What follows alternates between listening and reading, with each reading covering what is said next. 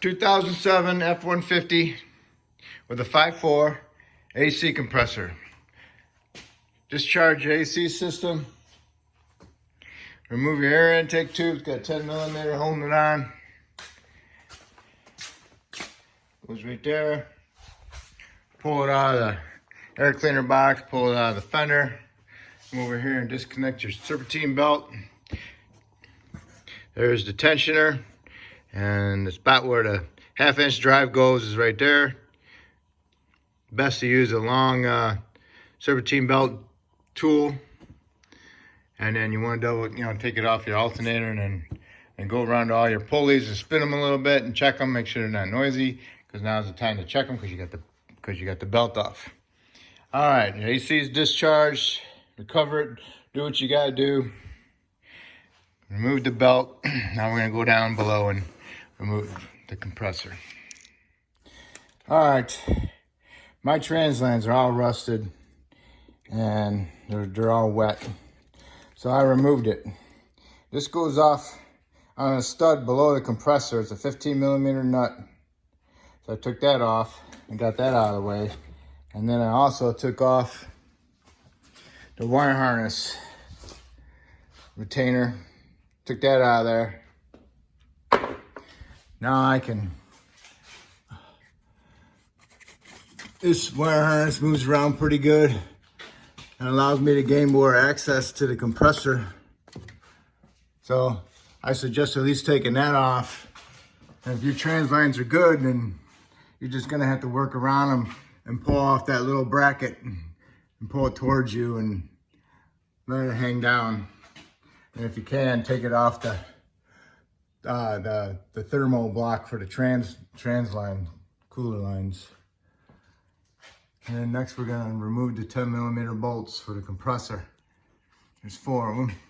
All right, get your belt off the pulley for the compressor. Unplug it if you can. I know the connector gets to be kind of hard to work with. If you can't unplug it, go ahead and pull the wire off of the compressor part and cut it. Do not cut your connector off before the compressor wire. So I can cut it off the compressor. And then right here you got your, pretty sure it's the crank sensor, so you want to unplug that. Get this wire out of the way. And then here's the 10mm bolts I was talking about. There's 2 here, and then there's another directly, let's see. I'll have to find those, where they're at. I know there's one right here on by the wire harness. And the other one, there might not be another one, but we'll see. All right, so I'm gonna do the crank sensor now. Okay, for the crank sensor, this is facing you from directly down below. So you wanna get your hand up underneath there and you wanna push the connector up best you can and then push it in a little tab and that will raise it up, unlock it. Okay, push on that. Push on that piece right there. Push on it and pull it, okay? If it doesn't come right off, then you didn't push it on good. Push it down deep enough. So you need to push it up in there, push the little tab and pull it down. Should come right out. Okay. Work on those 3 compressor bolts. Okay, those are 2 lower bolts. And the upper bolt is right up there by that connector. Let's see if you can see it right there. Here it is, hanging down right here. Make sure you spray penetrant up around the side of the compressor. And then on top, they're kind of slotted a little bit in the compressor. And get them soaked with penetrant and let them sit. I didn't do that. I broke all mine loose, and then this top one, it broke off, and part of it's still sticking inside the compressor, so that won't allow my compressor to slide out. I don't have enough room for it to come off the edge of that rest of that bolt that's sticking through there. So it's also frozen on there because of the corrosion, so I gotta spray some penetrant in there and keep penetrating it and working it. And hopefully I have enough, hopefully that bolt is short enough that it comes off the compressor. Okay, see it? See the stud? Right there, it's sticking out. I need to do is cut it flush right there so it drop out of the compressor. Okay, I got the compressor to drop out of that broken bolt. All right, so now I can pull the compressor forward. But no, in order to do that, I put a slot in my steering gear bracket. On the back side, it's being held also. No, it's not steering gear, it's front differential. But anyway, I'll bend that back over. What I did was I cut it and I bent that over so I can allow this compressor to drop more, and it dropped out. So now I can be able to bring it forward. And hopefully I can get my lines off now. So that bracket, I'll bend it back and I'll tack weld it, no biggie. All right. So now I can pull the compressor forward, I hope, without removing the fan shroud. Okay, now I pulled the compressor forward, and now I get my long extension on there with a swivel 13 deep. And I can remove the nuts, and then I can pull the lines off. Okay, here it comes, coming out the front. There's also a ground wire that runs over here. It's right up there, you might want to take that off. Allow it to take that whole harness a little bit more looser. Okay, match your new one up to the old one. Make sure it's got the same amount of grooves, and the connector's the same, and bolts. And if you got a broken bolt in there, now's the time to remove it. Let it penetrate. If it penetrates, let it sit. And put a stud remover on it, or some vice grips, and try getting it out. If it doesn't want to come, then you'll have to heat up the block around it and let it heat soak for a little bit, and then try again removing it.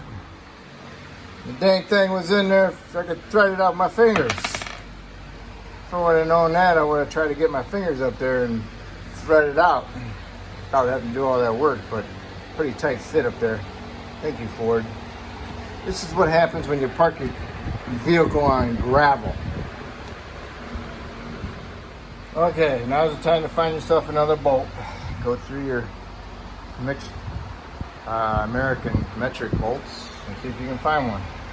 I found one that's close. I'm going to use this one on one of the bottom two. And I'll take one of these, I'll clean them up, and I'll put some anti-seize on them. And then I'll stick it through my hole on the top. Because most likely you're not going to be able to get this bolt in there with the frame in there. And then what I'll do is I'll stick a little zip tie on here, the smallest one, to hold it in there. Or I'll pack it with some, wrap some Teflon tape around and shove it in there. I'm going to try that too. Okay. All right, I put some Freon oil in there. I put 2 ounces. Put it in the intake side. Suction side, not the discharge side. If you put it in the discharge side, it's going to come out this side, come out this way when you're turning the compressor a little bit. You should always turn the compressor with your hand, the centerpiece, to get the fluid in there mixed in, and then it will come out over here and then stop. Okay, I put some anti-seize on my bolt. I put a little Teflon tape on the end. I'll stick it in there. It's a little tight going in, but that's just to hold it from falling out, working out. Not that tight, but it's in there. And I'm gonna put my compressor up there. Okay, you got the compressor set on the main frame and on the steering rack. So now you need to go up on top, and you need to hook up your intake and discharge line. Okay, make sure you change your line gaskets. All right, and now you can fish these down there and get them started and put the nuts on them. Okay, make sure when you're putting your lines in your compressors that you actually put the line into the compressor before you put it into the stud. Because if you push it onto the stud too far, then it's going to cause it to be cocked and bind. So make sure you push it into the compressor where the fitting and the line go before the stud. Okay, I got all 3 of your bolts tight. And now you can get that wire harness over there, plug your crank sensor back in, and then plug your AC compressor in, and then hook up that ground wire, and then hook up your belt, hopefully. Okay, got all your connectors plugged in. Make sure you push your harnesses up out of the way and zip tie them up on top so it doesn't fall down into the belt. And if you're having a hard time squeezing the connector together for the compressor and the connector, use some channel locks. You squeeze them together, you'll feel it click. And then that's when you stop. And don't forget to hook up your ground back up over here if you remove that. All right, and then to put your belt back on your compressor, lower it down.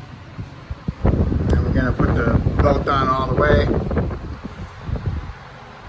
Okay, putting your belt on. What I do is I take this hose and I'll pull it out of here, loop it around, and I'll hold it over here, and I'll get my tool as far as over here towards the washer bar as possible, and then I'll bring it over here clockwise to remove the tension, and I'll put my belt on my AC, on my alternator, and then I'll make sure all my other belts are on and lined up, and then I'll release it. Put my hose back on. Need 2 hands. All right. Next, you want to do is evacuate it. Put a vacuum on it. Get it down to 30 pounds as close as you can get, and then you need to recharge it. And I gotta find how much Freon it takes. All right. Okay. While you got a vacuum on the system, you want to put this back on. Underneath onto the wire harness, onto that stud. You don't have to crimp it.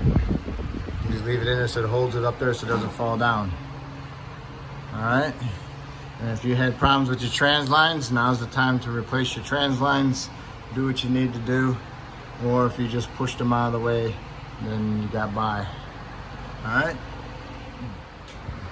Okay, after you got your vacuum on there, 30 inches of vacuum, which is really good. You want to charge it. You want to put 24 ounces, which would be 2 cans. 2 can is 12 ounces each, so you need 2 cans, and it'd be 24. All right, so put a can in it, hook it up, let it sit, and then you can actually start it up, and the compressor should suck it in. Okay. If your compressor doesn't engage, and you know you got it connected and the fuse is good, disconnect the battery for a few seconds and connect it back up, and then go and restart it and turn the AC on again. Sometimes it shuts itself off and you have to reset it. That's what this one did. So anyway, you got to put 24 ounces in it. When you get that all set, make sure it's blowing cold. And that'll be it. And that's how you do your AC compressor. If you didn't have to remove the trans lines, that's great. Mine, they were all rusted out, so I might as well cut them out.